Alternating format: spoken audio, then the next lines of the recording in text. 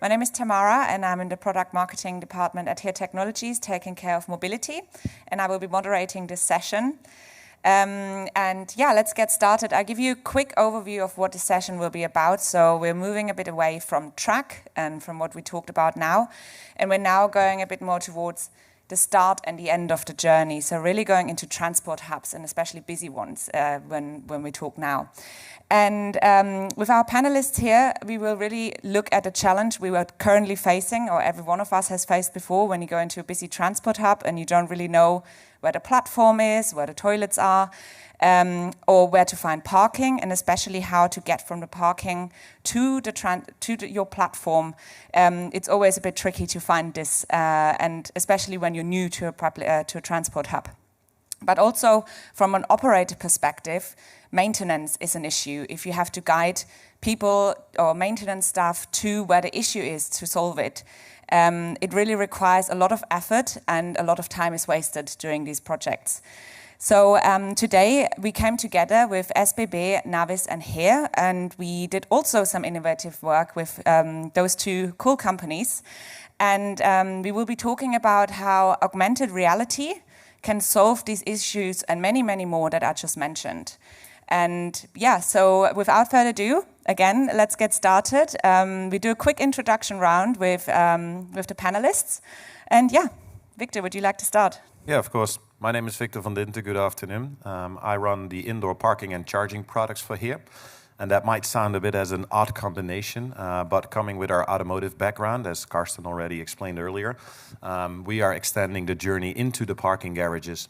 These days, a lot of these cars that park needs charging as well. So that's the reason that we combine that with our charging products. And then we extend that into the final building or the final venue, like train stations and other transit hubs. So that's the reason that we've bundled these products, and I run these globally for HERE. Okay, my name is Bruno Lochbrunner. I work for the Swiss Railways in the business development department.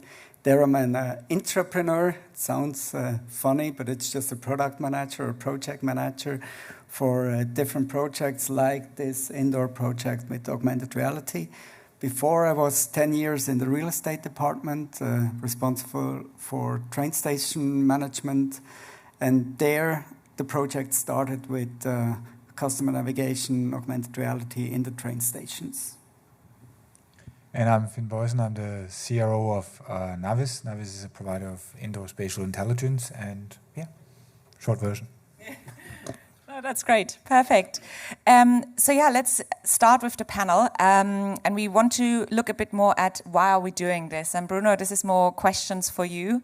And my first one would be, again, like with Annika Hundertmark just now at the Deutsche Bahn panel, it worked until now. Why do we have to change? Why is this really futuristic technology required? I heard in the last panel, it would be nice not to have just maps and reliable maps and orientation for the trains, but also for the customers. And when you're working in the train station management, customer information, signaling, signage and all this different signage stuff is a daily business, but you have more and more requirements for the big train stations, like the real big ones in Zurich Main Station, where you have more than 30 exits and entries. And we're getting, with the analog signage stuff, it's getting more and more complicated to write it in all languages. I mean, in Switzerland, we have 4 languages and English. And what do we write and where do we write it? And with the digitization of this customer information, it's getting more and more easier to give more customized information in the train station and also outside the train station, where we as a company cannot write anything on. So it's the city who has decided, who decides what to write and what not to write. And for us, it's a new way to make a customer information system outside the train station. Okay, thank you very much, Bruno. And our stations, do you think stations are more crowded today as well? So that makes this technology useful? they're getting more and more crowded, even more. Forget Corona, that's past. It's getting more and more crowded, especially, again, in Zurich and Bern and the big train stations. And the more people you have, the more information you have to give to these different peoples. They're not just going all in one direction. They have different needs and different ways going from A to B, and they have different multimodal options, more and more with micromobility, with car sharing, ride sharing, and so on and so on. You have to give them these different informations in different languages, and also to give all the information with people with disabilities, and it's getting more and more complex. And I didn't mention the tourists from Asia who want to see the mountains and Alps and stuff. We cannot write everything, so to make this more digitized and in a smartphone, it's easier for us. I think one of the things we often see is you know, as you say, the complexity is rising everywhere. It doesn't matter where you are, complexity is going up, and the need for the human being to have a trust and a planability in what we do, therefore also goes up, because you know, as humans we have limits to how much complexity we can actually manage, and at a given point, in other ways, we start to feel uncertain. We need more time for planning. Maybe we take a different option, and all of that is a cost, and relative to how many people then engage with it, and how efficiently do you use it, and all of these things, and therefore. I just think that trust is a big part of that experience. Okay, yeah. No, certainly it is. And I think it's, again, like we see with Deutsche Bahn, it's great that we have that between amongst ourselves as well, which is why I want to get to from describing a project like we just did, to the what and how, and why, away from the why. And Finn, a question to you in this case is, how did Navis come into play? How do you contribute to this project? And we all know you have a huge contribution to this, so looking forward to your answer. Well, I'm not sure how huge it is. I think it's, you know, we are, I think, part of the technology stack. And so what Navis does is we create digital twins of your physical assets, right? And we make those accessible to you, and we enable you to position and navigate yourself there very efficiently and very accurately. And of course, that's an underlying technology for the project we're talking about here, which means we've created a digital twin of in this case, Zurich Main Station. We've made some of the positioning technology that's behind that available, and kind of laid a technological foundation for here to really go and deliver that together with SBB, I would say. Cool. No, great to hear. Which leads me to the question to Victor. What role does then location intelligence play? Finn, you already kind of led towards it, but now coming from you, Victor, where do you think, where's our biggest value here? Yeah, I believe that we've been mapping the outdoor world for quite a while, and that people are used to have a mapping experience from outdoor and then also want to continue that indoor. So here has been establishing a mapping as a service portfolio for indoor. First started with 2D, meaning that we just converted floor plans into the maps as everyone knows them in popular apps today, so that you just see the retail environment, you see where you can walk, and you see some of the positioning. But, you know, while moving from outdoor to indoor, there is also the transition into 3D, from 2D to 3D. And that's really where the partnership with Navis comes alive, that we not only map these in 2.5D, we usually call it, because we make distinction between floor levels, but then basically have a 2D view. But, you know, as I think Bruno already explained, the user experience, with all of that information that you want to consume about where is the train, what is the time of departure, where is your bus, it is very hard to put that on a map and to put that in a good user experience. So really the driver for us to go to 3D and project this in a sort of augmented reality environment has been a key driver to also establish a mapping as a service product in 3D. And that is mainly powered by Navis. They do the scanning for us. So they really create a, you know, in technical terms, point cloud. With LiDAR systems, with cameras, and we then make sense of that before we provide it as a mapping product to our customers. Okay, and just for the audience, as a follow-up question, Victor, that maybe don't know a point cloud, can you explain quickly what a point cloud is? Wow, I think almost Finn should be the expert on that. But a point cloud is a laser cloud. So a LiDAR is a laser system that makes light bulbs, and it's really billions of light bulbs of a 3D, creating a 3D model of a venue. Based on that, we can be super accurate in measuring and really create a 3D representation of the physical world for that.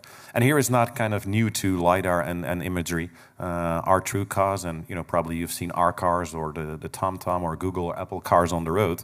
They have this LiDAR equipment. They have the same camera technology as that we're using indoor. But we thought it was a bit rough to just drive with one of those cars into Zurich Station and to start mapping. So that's also the reason that we find an alternative way to do the indoor mapping. But we've been used to be working with that technology and then extract logic and data out of that. And that's basically what we do in the indoor world with Navis. Also a case of transferable skills again, as we saw earlier. Yeah. Findy, would you like to add? No, I think Victor was great at explaining it. So that works out well. Can we turn down that mic just a bit, or I put it further away like that? Yeah. No, I think, yeah. Should we switch real quick? Maybe that is the okay. Yeah, you're fine. No, you're fine. Okay. You talk more than I do. No, shouldn't be that way. Okay, perfect. Well, in any case, Bruno, back to you. Having seen this amazing technology come to life, what is your ultimate goal for SBB? How do we travel through transport hubs? Do you have this futuristic image in your head of people going through with their phones in their hand and everything is smooth, everyone finds their train in time, and it's a perfect world in a transport scenario? So we already did an app with augmented reality in Zurich main station. This app was live for Android, not for iOS, but we started with Android. And this app was in from 2019 till starting to 2020.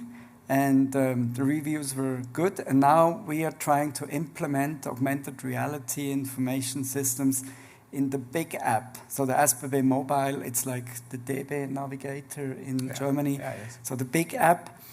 But yeah, we tried it. It's working fine. And now it's always a discussion, do we put all the information in one app or do we need more apps? Or that's in discussion right now. I always compare it to Swiss Army knives. I mean, we have the really big Swiss Army knives, who put everything in it, and we have the medium-sized who are just the perfect fit.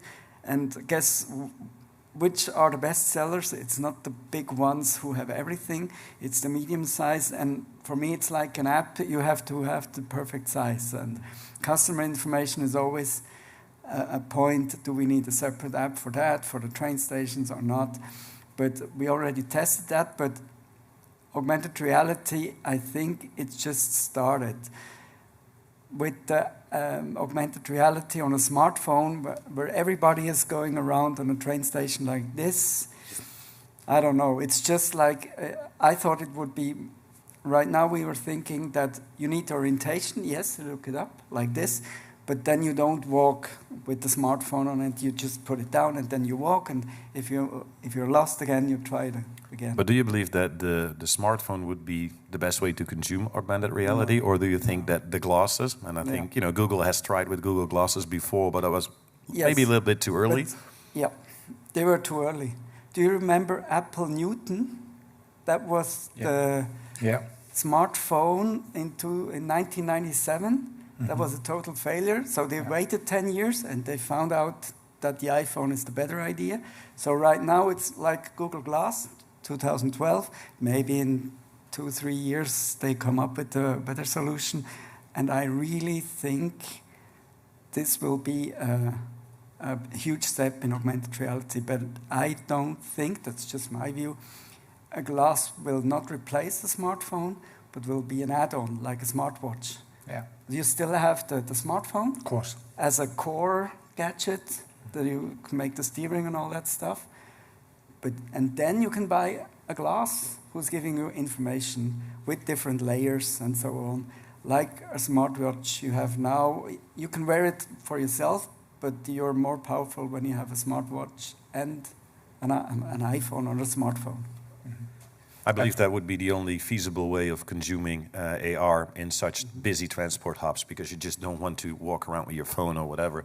And I think we've also seen already recently the announcement from Facebook with Ray-Ban, putting Oculus software on Ray-Ban glasses, which is kind of, a predecessor for what I think we can expect later on, and, potentially having a sort of Android environment for glasses, but then potentially based on Oculus.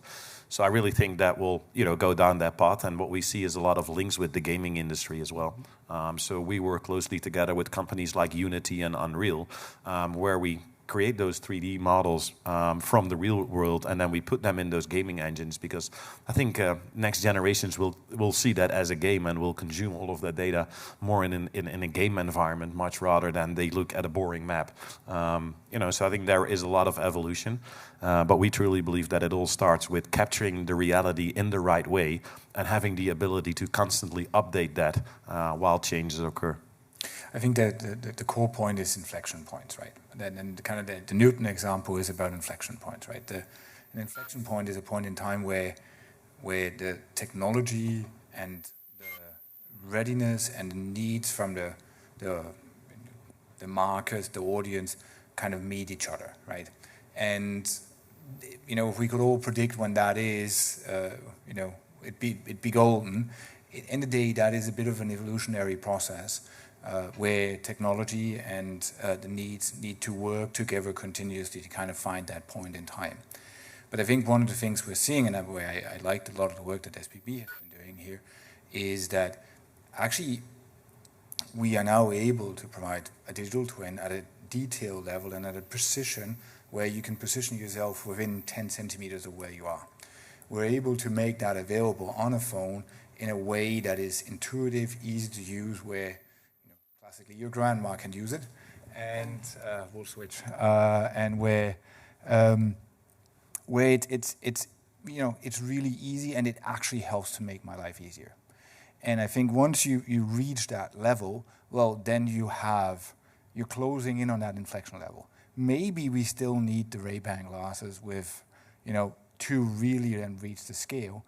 But the reality is, if we have 2 years until they arrive, we still need a couple of years to kind of roll that technology out across all those railway stations, and we'll probably need a year or two to actually get that done, right? I think that's definitely also something fundamental, that we cover a lot of ground, and seeing that in automotive and outdoor, that was country by country, and then covering the whole world. If you look into the indoor space, I think there is a lot of unspoiled territory which is not mapped yet, and it's about the first companies that enter that market and really invest in building up coverage proactively.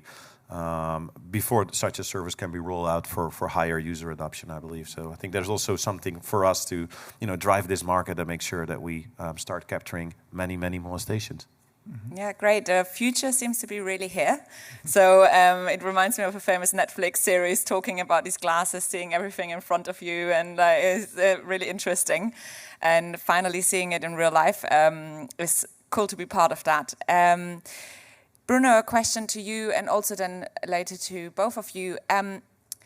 What were the major obstacles that you saw in this project? Was there a point where you thought, oh, I don't really know where to start? Yeah. We knew that we want to make augmented reality and customer information. We wanted to do that, but we didn't realize when talking with the partners that indoor location and positioning is harder than I thought. It's more complicated than I thought. That was one technical issue, but I think that was the one and the only one right now. If you have the mapping and all that stuff, then it's good, but still the smartphone has to find its position indoors. And when you do that for employees on non-public spaces, it's getting even more complicated with the walls and all that stuff. That was one thing, and then to find the right partners. I mean, we partnered with different companies in this project, and that's one thing, to find the right partners who are willing also to invest in an innovative project that's not commercially thought. And yeah, sometimes you have to. How can I say? You need a sponsor inside your company. you need a fan who helps you in a higher position. With us, it was the CEO himself who said, "Go for it. You get the money for that."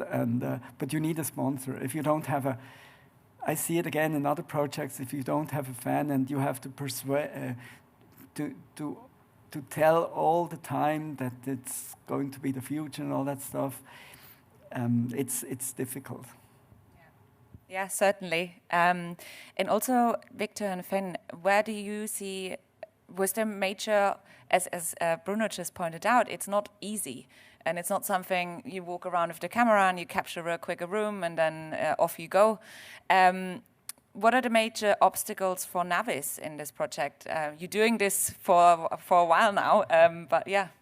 Well, I think it's not that, the mapping itself is technically easy. I think that the complexities then come on two additional levels. One is actually privacy, which is an important topic, right? You have to ensure that there are GDPR compliant data, that you've covered all of that and taken care of that, and that's a fair bit of work. But we've done that and we know how to do it.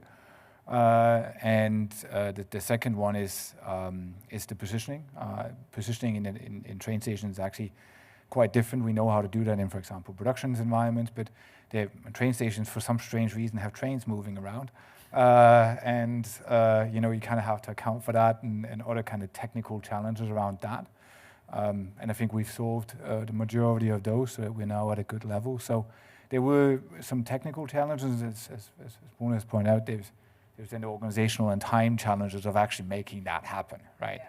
Yeah. Victor, do you want to add to that question as well, or should we? Has everything? No, I don't think technically. For me, there is a challenge which is more business-wise. That's also what we see in projects currently ongoing with other railway operators. That the cost of mapping such a station and then having a high-quality representation of your location. If you just only put that cost against a nice-to-have AR app, if it's just fun and nice-to-have AR app, then, likely the business owners, or when you will visit your CFO's office, will say, okay, why does this make sense? Why do I have to invest so much money for a technology that only gives me kind of a fun factor? And that's really what I learned from this, is that if you use that point cloud or that 3D representation in the right way, you can use it for multiple other use cases as well. Think about asset tracking, think about wayfinding, think about workforce planning. There are so many of these cases that you can also power with the same technology, with the same investment, but you need to find the right sponsors for that project, because that's usually other decision-making units, other budget environments within the customer or within the railway operator. So you need to address the right budgets, but definitely be clear about the potential of the other use cases, other than just, for the sake of fun or the sake of innovation, doing a AR app. So I think there's much more possible with this technology, but you need to address the right budget centers for that as well. Yeah, certainly. And I think at our booth, this has been one of our lighthouse projects, and people are really interested because it's so futuristic. And that is why this project is so cool. At the same time, as you say, there's a few things that need to be sorted out in the company. You said the sponsor, and of course reliable partners that have done something like that before is really important, and to rely on that project being delivered. So I think that summarized it quite well of you guys here. I think some of that next question has kind of already been answered. I, however, still say it in case you have anything else to add. It would be more, what would we do differently today? Is there something you would like to share with the audience here that are thinking about adopting a project? And we can always learn from previous innovative projects. Maybe from the technical side, you have to answer this question. Yep. From a business side. Again, I would look for a sponsor. You have to have this, and to more integrate also the people from the train station who are doing the day-to-day work. Because we were a project in the train station, and we were working alone on our project, and we didn't integrate that much the people from the train station of Zurich. And they knew, okay, they're doing fancy stuff, but they didn't realize, and we didn't told them what we are actually doing. And I would more integrate the people into this project. We integrated our customers. That was always the focus, to work with the customers, but sometimes we forgot our employees who are there in the train station and who could also give us some feedback and help us to accept that product. So I would do that more integrated with the daily life people. Yeah. Okay, very interesting point. Victor, you want to go first? Yeah, I would say, we learned a lot on the technology side as well. But that is just when you do proof of concept, prototyping, and innovation, then it's also intentionally learning in such a process. How do the products, hold in certain situations? How can we evolve? And I think we've been, kind of missing the client side for a bit in this process. We're just doing the point cloud and then the visual positioning, and then handed over the services to SBB, and SBB then further integrated that in their client environment. And I think we learned a lot about that client. How do you bring outdoor to indoor? How do you bring positioning technologies together? And how can you land such a thing on iOS and Android? So I think we also learned a lot on the client side, which in coming projects, we can help our customers also solve that part of the solution. Yeah, I think there were some technical learnings that Victor's actually pretty much already outlined, and we talked about some of the things around positioning before. I think it also kind of take it to that business level of, the critical point for the next step after that is really to be clear on what is the value, right? What's the value to the company? What is the value to the employees? What's the value to the customers of that company? And why did we now go and scale it? And I think SBB has now gotten some of those insights, and that's very interesting, right? In terms of how do you actually create a value case out of that. And the sooner we do that, the sooner you can scale it. Okay, perfect. Thanks very much for sharing. I think it's very good for other public transport providers, but also for other use cases potentially. So I think that leads a bit more to the question, what now? Where can we scale that further? Again, like in a previous session. And before we go further into that, Bruno, a question to you. Do we see projects like that leaving Zurich Central Station and even further, potentially are they leaving the Swiss borders anytime soon?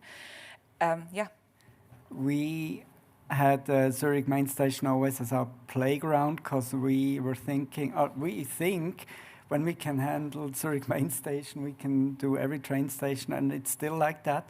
We tried it on a different train station in Lucerne, because we are thinking when we have the solution on one train station, then we can scale it to other train stations. And I still think it's like that, and we have the 5 biggest train stations in Switzerland in mind right now, and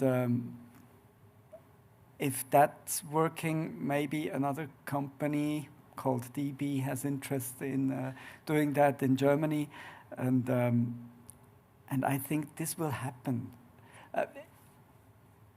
From Switzerland or from DB or from another country or company, it will happen.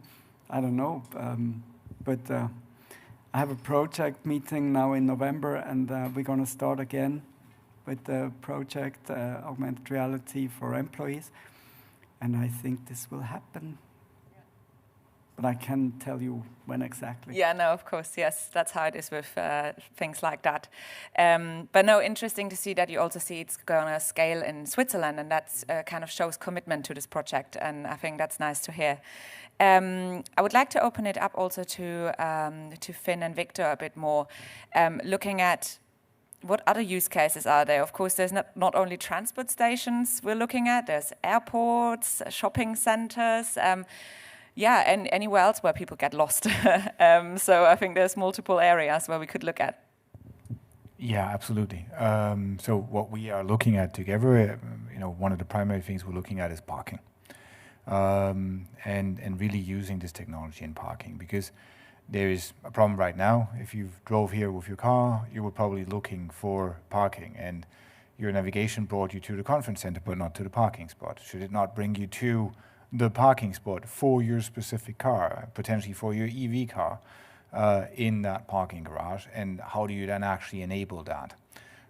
is one of those questions. And parking garage could be next to Zurich Central Station, and you could then kind of continue the journey there. And on that journey through that station, well, there is also retail in Zurich Main Station. Actually, very good chocolate side comment. And you'd maybe want the route to take you back past that good chocolate shop, and it's all of these things that are clearly within the scope, and they're related to kind of the AR experience and the things we're talking about here. But really, behind the scenes, you're talking about the biggest asset class there is, physical assets. That is by far the biggest asset class, and that is today at its core an analog asset class. And clearly, if we can digitalize that asset class, and we know from the experience of the last 30 years that if you take an asset, something, and make it digital, you can do completely new things with it. You can change the business model, you can change how you interact with it, you can change how you plan it, and all of these things kind of get enabled. So to me at least, or to us from an Avis point of view, the consumer experience is kind of the iceberg that's sitting above the surface. The big part of the iceberg is actually beneath the surface, and the values that are associated with that asset through its lifetime.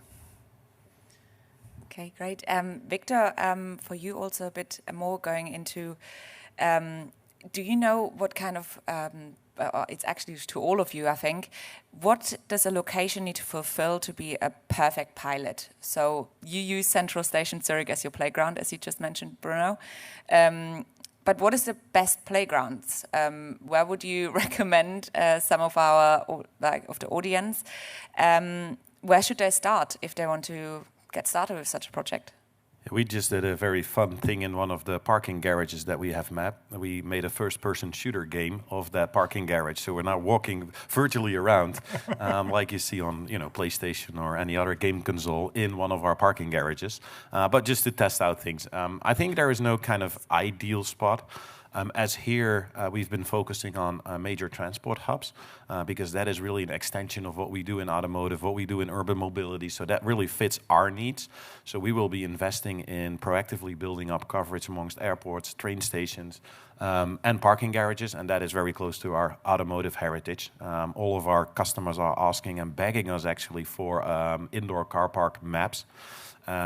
We have already 1,000, but they're all 2D, and we're now mapping those garages in 3D as well, preparing for autonomous valet parking with that product. So I think that's for us really the core where we will go after. I think if you look at the counter, we still have over 25,000 venues to map. So for us there is enough of this. For any other venue, I would say we have a private mapping as a service. So that means that any customer basically can call us tomorrow and say, I want a 3D model, I want this service in my venue. And I think the beauty of indoor is that it is condensed, it is limited. You don't have to map a whole country to have a successful use case. So any distinct building, we can basically go in tomorrow. We can map that for a customer and deploy our technology. And I would maybe add, if this technology is extremely scalable, right? And so typically what you do when you do something with relatively new technology is you take something small. Take your MVP.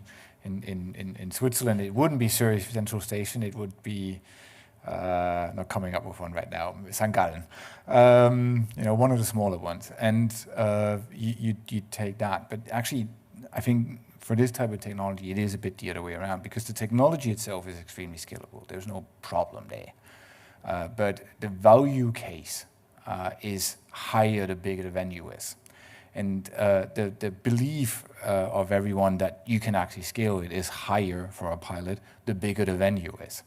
And therefore, take it as big as you can, basically, because that way, everybody will believe that it's possible, and your value case is the best possible. And yes, we choose Zurich Main Station because there are 500,000 people, and if we have a solution for 500,000 people, the impact is huge, and you have a solution, a direct solution for the biggest train station. If that's working, the rest is like easy. Yeah. So we choose from the customer side, we didn't look on the technical side. We just realized, okay, there's the biggest train station with the biggest impact if we have a solution for them, then we have half of the people of Switzerland who are going to the Zurich main station, so we have a solution for them. Yeah. So basically the key takeaway is it doesn't really matter, go big or go home kind of thing. Yeah. Okay, cool. Yeah, no, it's a learning. Yeah. No, that's really cool. And you just mentioned, from a technical point of view, what I would be really interested in. So how long does it take to map a Zurich Central Station? How long did that project take you? How many days did we need? A couple of days, I think. I think it was two. Two. Yeah. Like typically you do about 20,000 square meters in a day. If you just have one crew. If you need more, like you need 100,000 a day, well, you deploy multiple crews and then you can get that done too. So it can go pretty quick. And how does it work with people? So some of our customers would say, okay, do I then have to completely get everyone out of Zurich Central Station? You can have people. What you typically do is you take the low times. So in this case, typically in Zurich, we would have done at nights when the stations are closed. So you have as few interactions as possible. That also makes GDPR and those type of questions easier. And because you're so fast, you can then do it in a short amount of hours. But there is no problem if there's a few people there. You clean up the GDPR data afterwards, and it doesn't disturb the systems. So there's definitely flexibility there. Okay, perfect. And from a privacy aspect as well, I guess. Yeah, perfect. Yeah. You take care of it afterwards. Okay, very nice. I think that concluded my questions. I would like to open it up to